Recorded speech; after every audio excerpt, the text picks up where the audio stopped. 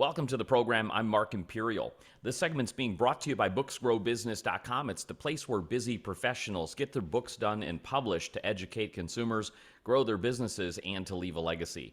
I'm doing a series of spotlights on remarkable business intermediaries from across the country, and joining me on this segment is David Kimbrell. He's the founder of Engnuity. David, welcome to the program. Thank you. David, tell us a little bit about your work and who are the types of clients that you specialize in helping?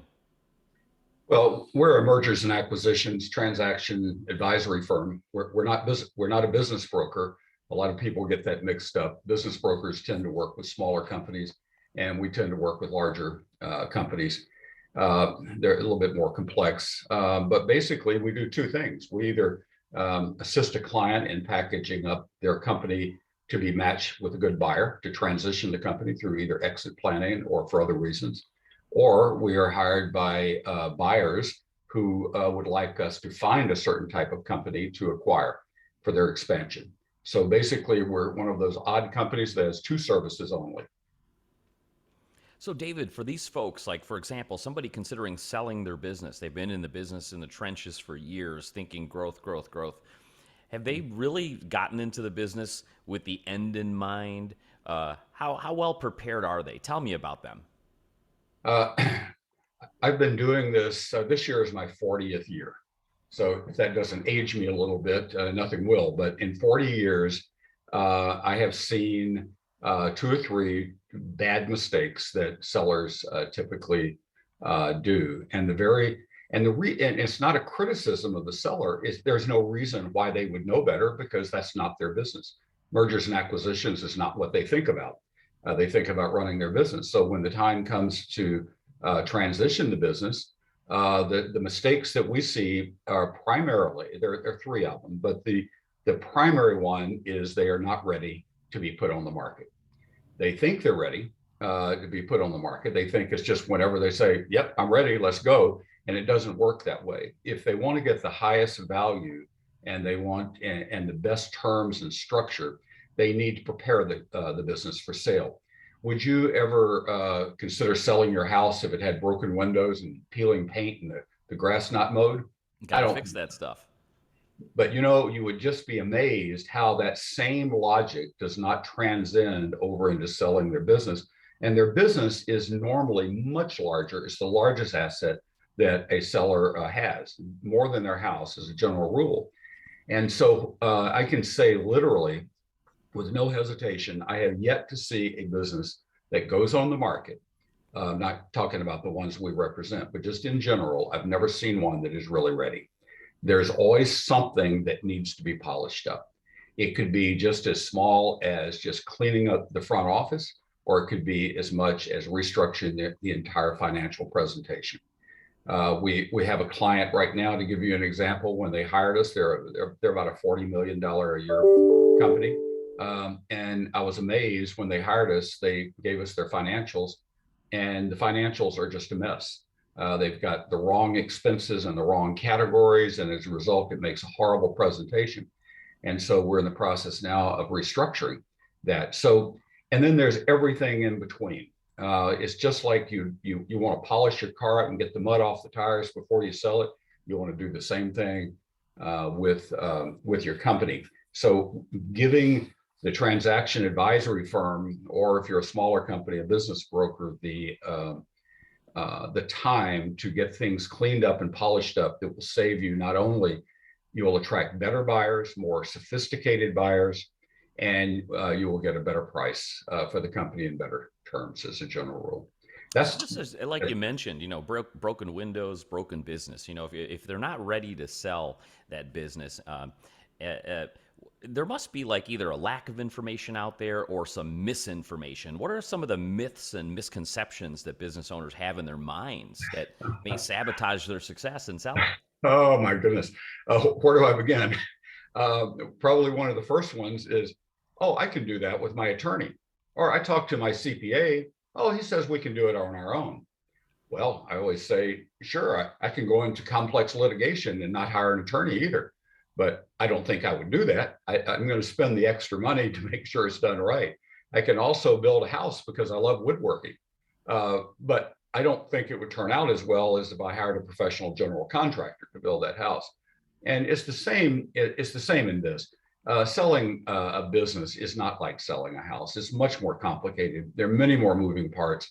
And especially when you get to areas of negotiations and deal structuring, you don't want to do this by yourself. Trust me. For another 2 or 3 percentage points, having a mergers and acquisitions advisory firm helping you through the process and managing the process is money well spent. That's one of the first ones that we see. How far in advance should people start planning when they're really considering selling a business? And what are the big things that they need to start working on?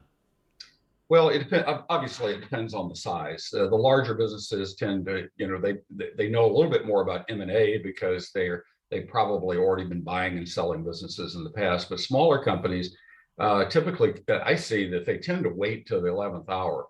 My advice would be start making your plans a couple of years ahead of your retirement or whatever reason that's driving you to sell the company. Many times, smaller businesses is for retirement. The kids are gone, the kids have grown, they've got to find a buyer that's compatible with their employees and their clients. And they wait a lot of them wait to the 11th hour. At least you should start a year ahead. Talk to if you're a small company, again, a business broker, if you're a larger company, a company like ours, to start planning and giving you advice, especially as it relates to getting the company ready. Many times you're just not ready. For instance, in the second thing we see a lot is clients or people that contact us about selling their company. They pick the wrong time to sell their company. Had they planned it a couple of years before, we would have told them, your trends don't look very good on this particular financial metric, but we can help you turn that around. But they wait until the trends are looking bad. And, oh, I'm tired of this, the pandemic, look what's happening in my company, I'm ready to sell.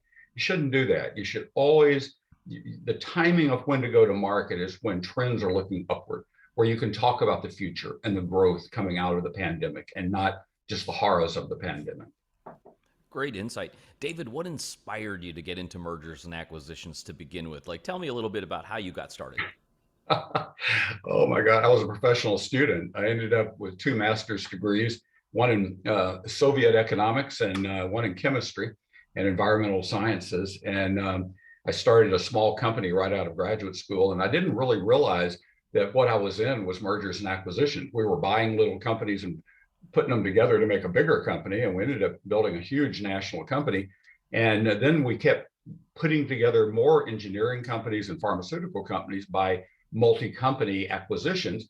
And one day, about 5 or 6 years ago, one of our targets for our, those are called roll-ups, she says, can you sell our company for us? And I said, well, we're not in that business. And she says, yes, you are. She says, you've been in mergers and acquisitions for 40 years. Just because you've been doing it for your own self, for your own company, doesn't mean you're not in the M&A game. And so we started, we took her company on to get it sold for her, find a good buyer.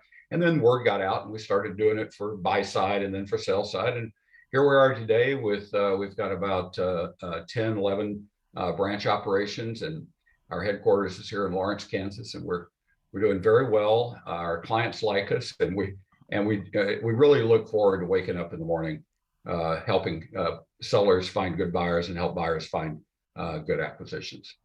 Fantastic. David, before I ask you my last question, is there anything I didn't think to ask that you think is important to share for anyone either considering selling their business in today's economy or somebody considering buying a business in today's economy? What would you share? Well, as I said before, first get some professional advice. This is a very complex business. There are a lot of gotchas, I call it, along the way. It might sound simple, it's not. Yeah, you can do a lot of this yourself, but when it comes down to deal structuring and dealing with the tax implications and the legal structures, and that's where you really need a professional. Also, just to reiterate, make sure that you're trending in the right direction, or you can easily begin trending in the right direction. It's worth waiting a year to get things straightened out before you go out. You'll leave a lot of money lying on the table if you don't, because sophisticated buyers will beat you up. And you don't even know you're getting beat up. We were buyers. We used to buy a lot of companies before we got into this. And I can tell you from that position, the buyers will beat you up and you don't even know what's happening. So get professional advice. Also, don't worry so much about, oh my God, if the word gets out, what's going to happen? And what's going to happen to my employees? They're going to all send their resumes out and we're going to be decimated. Those are old rumors that people hear. In the old days, it was a brutal world. But today, especially with service businesses, where the employees, where the assets walk out the door at night, sophisticated buyers are not going to do that. They're not going to go in and fire people. So don't listen to the rumors. Get professional advice, and just like you would if you got complex litigation, you would hire a lawyer to deal with it. And I know that sounds self-serving, but believe me, we're not looking for more. It's just true in this business. But we run across it all the time. And then what happens a lot of times, what we see is clients will say, "Oh, I can do it, no problem." And about halfway through the process, after things are messed up, then they come and say, "Can you take this over?" And then our job's even harder, and too much of the damage has been done many times. So there's a lot of activity out there right now. This is a good market right now because there's pent-up demand due to the pandemic, where investors could not get their money working for them, and now it's just a huge buzz in the industry. If you need any advice, any information, we have tons of articles and things we've written and put together, and we'd be happy to provide any kind of free consultation with no charge whatsoever. You can give us a holler. Yeah, for folks that are listening now who are either sellers or buyers and you've struck a chord, tell us how to get a hold of those resources of yours, and how do they find you, connect with you, and learn more? Well, we have a toll-free number, but let me give you just a simpler number. Area code 785-766-1756. Again, that's 785-766-1756. Or you can write to us at info at Engnuity.com. David, this has been terrific. Thank you so much for stopping by and sharing with my audience today. I wish you continued success for you and for all of your clients. Oh, well, thank you. Thank you for taking the time and having me on. That was David Kimbrell, the founder of Engnuity. And this segment's been brought to you by booksgrowbusiness.com. It's the place where busy professionals get their books done and published to grow their businesses, educate consumers, and leave a legacy. That's all for now. I'm Mark Imperial, and thanks for joining me.